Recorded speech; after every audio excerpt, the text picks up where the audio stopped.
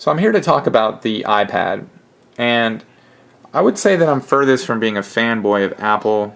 I definitely have a love-hate relationship with Apple. I've owned a lot of their products due to video editing, but I'm a systems administrator, so I'm really into Windows systems as well. But the first thing that I want to talk about, based upon some of the reviews that you might have read, and just to give you an unbiased opinion, are the fact that the applications are truly designed for the iPad, or at least some of them, not all of them, but I anticipate that in time they all will be.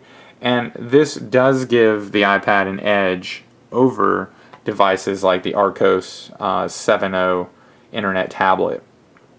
The screen is larger, it's very vivid. I've only had it for 24 hours, but I haven't really seen many angles, if any, that it doesn't work.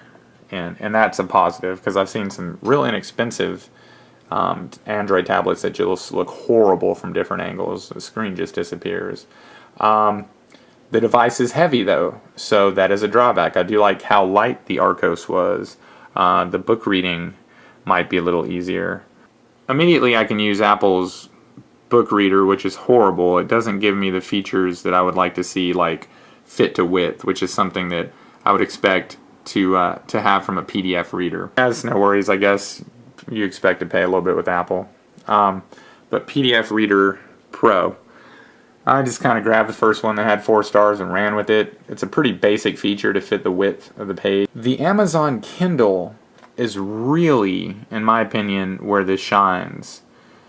You can actually synchronize with a PC and your iPhone, and of course with the iPad.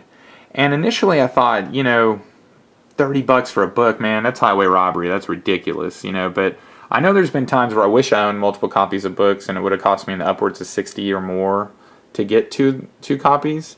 So I guess I could kind of justify paying a little premium for a digital book whenever I can read it on 3 devices in effect. So at least Amazon's not charging us for multiple copies, so that's good.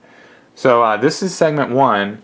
Where we just talked a little bit about some of the features of the iPad, and primarily the book reading, because that was one of the reasons that I decided to get it. I hope to get some feedback from you guys as far as maybe those of you who are actually developing jailbreaks or know of non-tethered ones that would allow for mouse functionality.